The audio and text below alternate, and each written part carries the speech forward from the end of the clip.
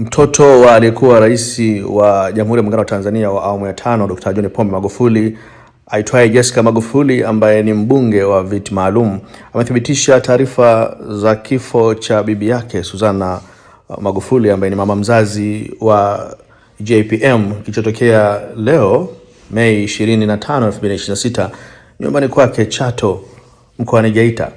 Namnukuu, Jessica anasema, bibi yetu Suzana Musa amefariki saa 1 usiku nyumbani kwake Chato baada ya kuugua kwa muda mrefu.